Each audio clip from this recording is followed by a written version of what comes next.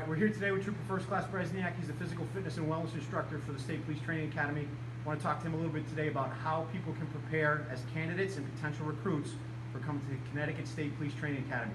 TFC Bresniak, one of the questions we get often is how can someone prepare physically to be successful here at the Academy? Give us a broad overview. All right, so part of that might start from knowing where your own strengths and weaknesses are. So for instance, if someone is a very strong runner and they do a lot of running, they should start to establish a more balanced approach. So what we look to do here at the Academy is our physical fitness program is really based upon balance. So we have a good balance between steady state cardio, which is your running, a good balance between sprint work, good balance between strength work, and really what we're looking to do is establish a overall general physical preparedness to get on the road. So in preparing for something like that, we recommend having a decent baseline for long distance running, anywhere from the duration of or distance to 4 to 6 miles. Good volume in body weight calisthenics, so lower body squats, lunges. Have good volume or a good experience in high volume push-ups, upper body work, and also a good base of strength, relative strength. So strength per body weight is really what we're going after. So some people always ask us, you know, there's 4 events for the PT assessment to become eligible to be a recruit. Should people train just for those 4 events, or should they train for an overall style of fitness? So we're looking for an overall style of fitness, but they should know where they lie in relation to the scores to those events. So they should be able to pass those events. But if you're specifically training for that event, you're leaving out a large portion of fitness that includes some of the strength work that we do, and also the higher volume calisthenic work that we do as well. And the higher volume calisthenic work is probably going to be seen in the first 2 to 3 months of the Academy. So just training for those events is going to leave large holes in your overall fitness and preparing for the Academy. Okay, so over the years, the Training Academy used to be a lot of push-ups, a lot of calisthenics, and these long runs. Can you talk to us a little bit how we've changed to a more, the terminology we tend to use is functional fitness regimen? Can you explain that a little bit? Yeah, absolutely. So the long running, what we started to notice over time is that doing a lot of runs on a daily basis leads to overuse injuries. We might see long distance runs 2 to 3 times at the most a week, but what we're also incorporating in is a lot of speed work, sprint work, explosive power movements utilizing sandbags, sleds, odd objects, picking up and carrying poles, heavy objects, doing buddy carries as well. So we're really working towards a more general level of fitness, more so than just a long distance aerobic base for running, and also just high volume of push-ups.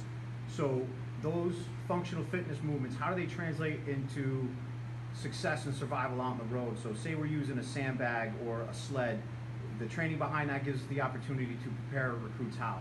So for instance, a sandbag, one of the ways we discuss using sandbags with a recruit is when you're dealing with people on the road or you're wrestling with a bad guy, they don't have handles. So we deal with stuff of grabbing onto sandbags, getting used to putting your body in odd planes, and utilizing rotational work, moving the way you would naturally if you were either wrestling with someone or trying to move a heavy object.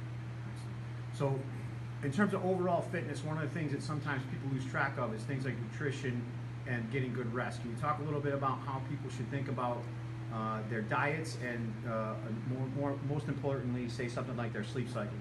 Yeah, so diets, realistically what you're looking for is to get a lot of whole foods, really minimize the amount of processed foods you're getting. So when we talk about whole foods, obviously lean meats, chickens, if you're looking at carbohydrates, stuff like sweet potatoes, rice, oatmeal, stuff that's nutrient dense, obviously a lot of vegetables as well, and try to balance that stuff throughout the day based upon your physical activity level and also your size, your weight, and so forth. Sleep, that's important. You're looking to get anywhere from 7 to 8 hours of sleep a night, and on a daily, on a regimented schedule. So going to bed around the same time each night and trying to wake up around the same time each morning.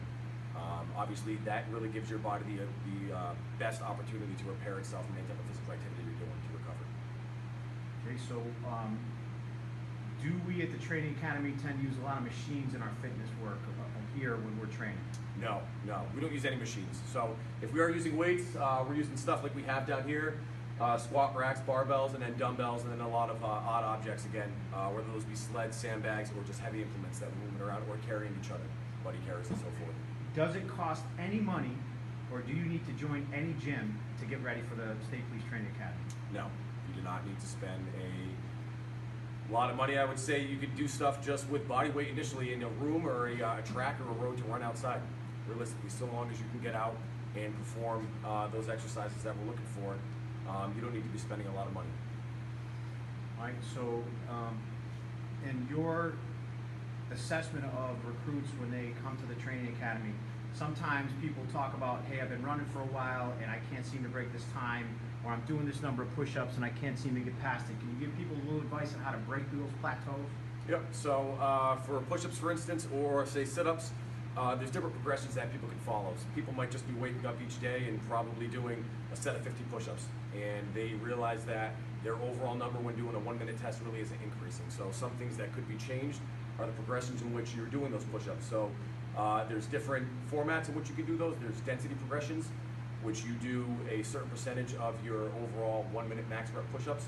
So if you have 60 push-ups in 1 minute, and you're looking to do 50% every minute and a half for 9 sets, you're doing 30 reps every minute and a half. So that's a density progression for 9 total sets. So after you would finish those 30 reps, say you finish those 30 reps in 30 seconds, you then rest a minute, which means you're doing a set every minute and a half. So start to change up the modality and how you do them. You could also change up the push-up themselves. You could start to do a feet elevated push-up. Start to change up the style of push-up that you're doing and start to hit different muscles.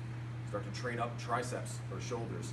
And then for runs, if you're just going on long distance run all the time, if you're doing a 4 or 5 mile run, start to break that down into intervals. So start to work on speed, whether it be a 800 meter interval or a 1200 meter interval or a 400 meter interval, to start to work on that speed work. So start to break up the modality or the way in which you're doing those exercises.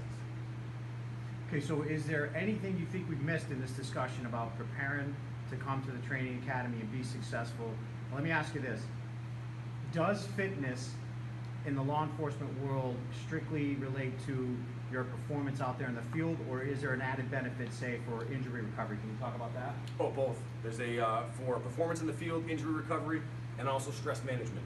The ability to maintain a lower overall body weight, lower resting heart rate, lower blood pressure, all that stuff, the overall effects for our profession, it certainly benefits. I would say that if I had any other advice that we might have missed on is start to prepare as soon as possible. We had people fail out of this last class due to their inability to keep up with the PT program, and those people, when asked afterwards, they started preparing a month before the academy started. So once the decision is made up in your mind that this is a career that you want to go into, start to prepare right then and there. Start to put forth that volume and put forth that effort.